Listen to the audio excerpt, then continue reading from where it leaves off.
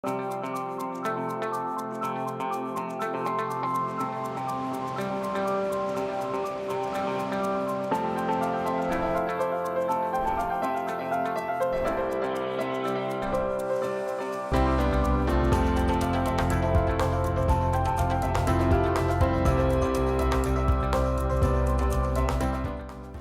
afternoon and thanks for joining us. I'm Judy Simpson.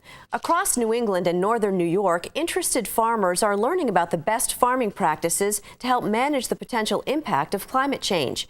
Just one example, northeastern farmers have seen some of the wettest Junes on record over the past several years.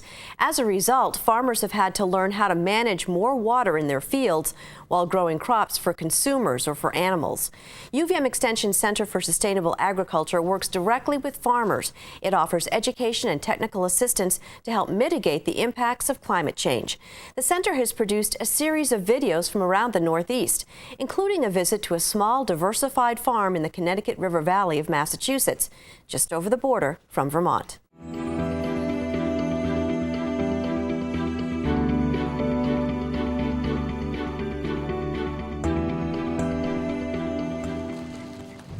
A couple of weeks ago, we had a nice, gentle rain, and it was just a nice rainy day. And I couldn't remember the last time that had happened. Usually, whenever it rains now, it just comes in torrents and floods, and we really have to guard against that in all sorts of ways. The water from that slope just comes in and hangs up. You can see it in the vegetation where all the sedges start. You know, we don't get good forage grasses until we start going up the slope, and there's some drainage there. This is real heavy bottomland down in here, and then just a little bit up we have a nice glacial lacustrine deep soil where we used to keep the berries, but that was the only part of the farm that was fit for that use.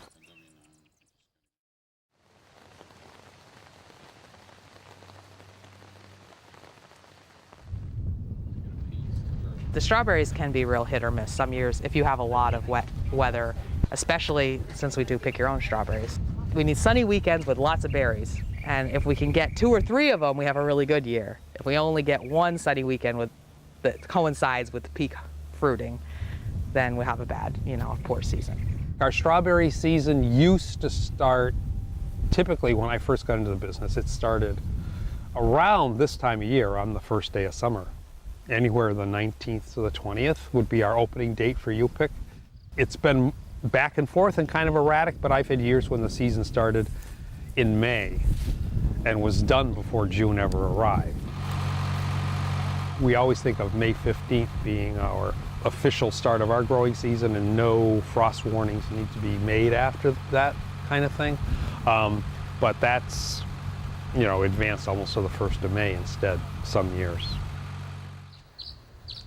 We've changed from a zone 4 to almost a zone 5 in this area right in here.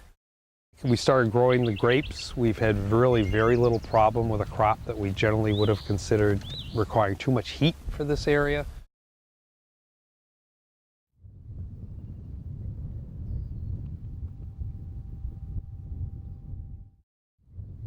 The reason we bought the hoop house was for season extension, so that we could grow things in the wintertime.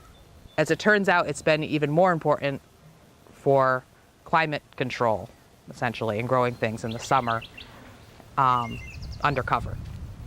So we bought it for one reason, but actually the climate reason's been the more important asset. We can grow the tomatoes without any spray of any kind in the greenhouse, and you're watering from the bottom, so there's no moisture on the leaves, and you don't get blight.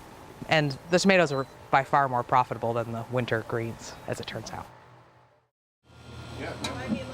The dairy is a different business in terms of basically animal agriculture will shield you from some of these temperamental, weather, and other risk-related things. The risk management of dairy is not as complex as vegetable farming in terms of you spreading out your risk. And our 2 biggest crops are the milk and the strawberries. The cows are a great buffer against the weather because they don't care if it's raining or pouring, and they can graze no matter what. We get at least 7 months.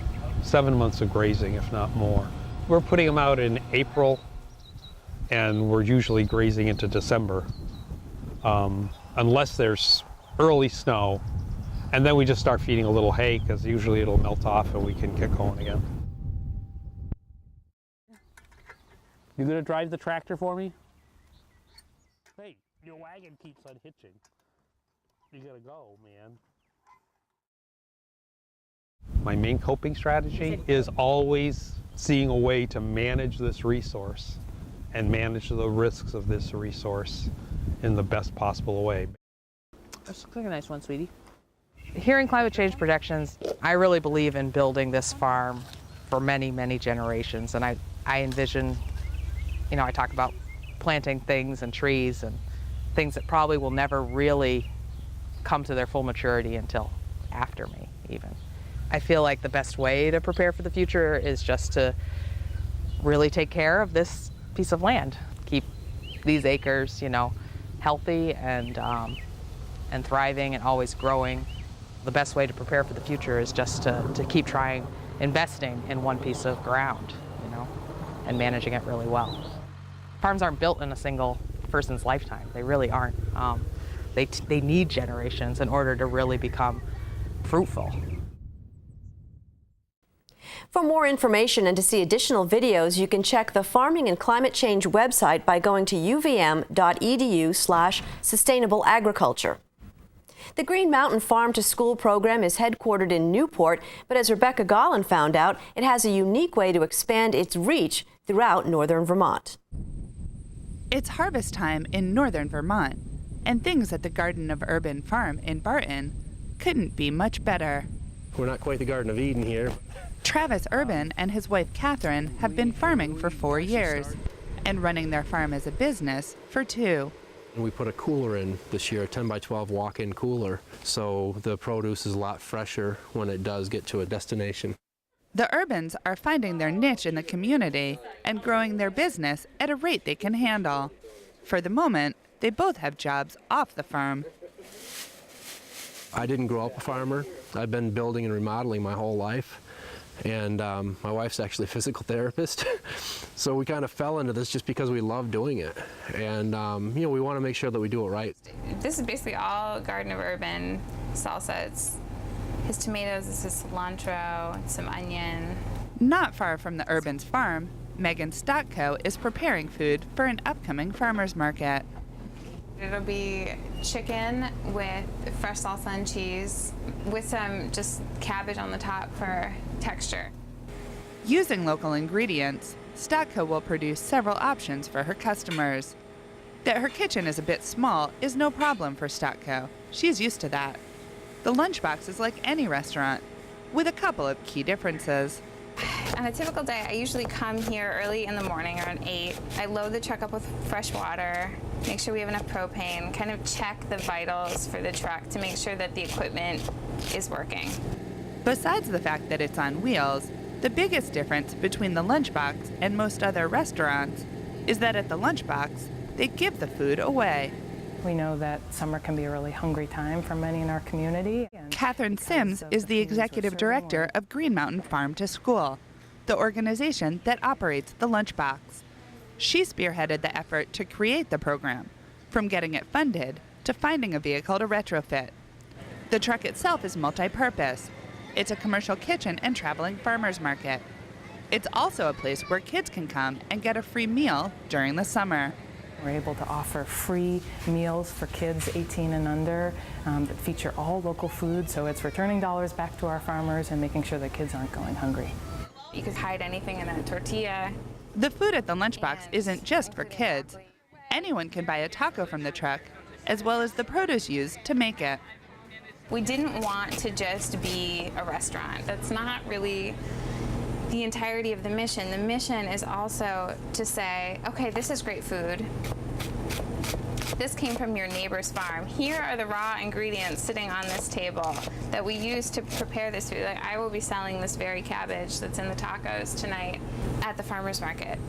That cabbage was grown at the Garden of Urban. We really love working with them. They work hard to try and help us to move produce. They come and pick it up.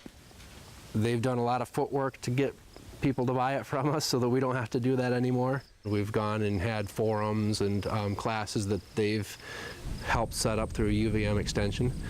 And that's why we got our wash station set up here. We've got a triple wash station for all our lettuce and greens. This is the second season that Urban has been working with Green Mountain Farm to School, as well as another program run by Sims called Green Mountain Farm Direct, which focuses on distribution. The connection was made in typical Vermont fashion. I weatherized Catherine Sims' home when she built a new home a couple of years ago. And right afterwards, I was talking about the farm to my representative at Pool and Lumber, and he said, "Oh, you should talk to Catherine Sims about this thing because she's doing, you know, this great vegetable program with schools and such." And I said, "Catherine Sims, I think I know that name." Megan Stockco tells a similar story. One day I was at an antique fair and I ran into Catherine Sims and she said, "Have you checked your email lately?" And I said, "No." I was living without electricity at the time. And she said, "Well, I just sent you a job description." Now Stockco and the Lunchbox travel daily throughout the summer to communities in Orleans and Essex counties. The Lunchbox has been visiting sites across northern Vermont every week, pulling up in our truck with fresh and prepared foods at senior meal sites, low-income housing sites, community centers, bringing food to where people are already gathering and showing them how to cook it and making it affordable.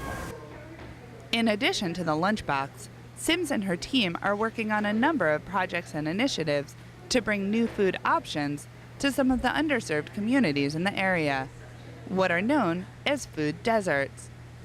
Those projects include working with schools to establish gardens and providing education on growing and preparing produce. They also help farmers with promotion and distribution to local markets and institutions. In the Northeast Kingdom region, one of the biggest challenges is people's access to marketplaces or access to markets that have fresh local food. Linda Merlin is the director of the University of Vermont's Center for Sustainable Agriculture. She's looked extensively at the food systems around Vermont and says that ideas such as the Lunchbox can begin to address some of the issues that can crop up in food deserts. A mobile market, while that seems like maybe a small answer to something, it really does address a significant challenge that exists in that region, because it's not only that there's this, dispersed population, and it's not just that it's in a depressed economy, and it's not just that there aren't a lot of stores there, it's also that there aren't a lot of distributors going to the few stores that exist, and therefore we just don't have the diversity of foods that people are interested in seeing. For Catherine Sims, the key to creating that diversity lies in the partnerships she's formed with as many farms and organizations as she can. One example is the extensive work Sims has done with agencies that work with seniors.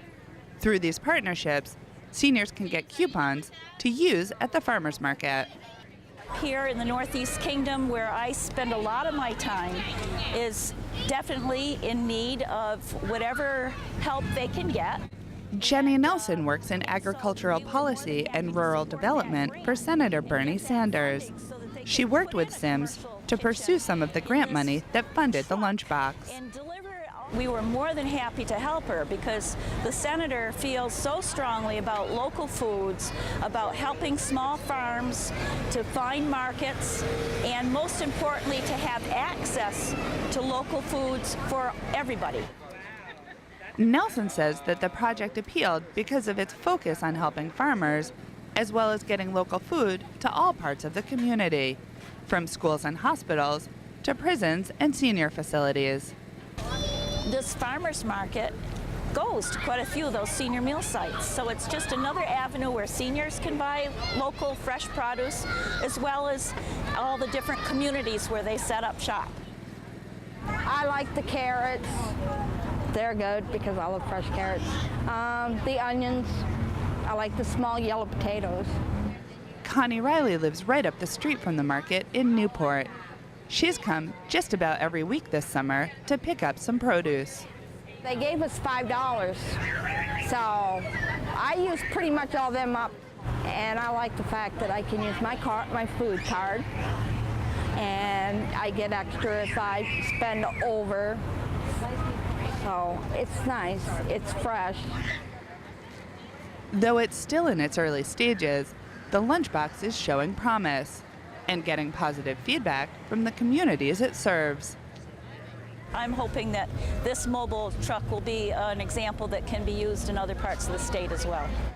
Bringing good, healthy local food to our communities, I think, is a no-brainer. It's a win-win. It's good for ourselves, it's good for the health of our environment, it's good for the health of our community. The challenge is that the devil is all in the details. There's lots of innovation that needs to be happening, and it's happening on the ground all over Vermont to help make local food a reality for every Vermonter. Learning to overcome the challenges of living in a food desert and eating well along the way. In Newport, I'm Rebecca Gollin with Across the Fence. Thank you, Rebecca, and thank you for joining us. That's our program for today. I'm Judy Simpson. I'll see you again next time on Across the Fence.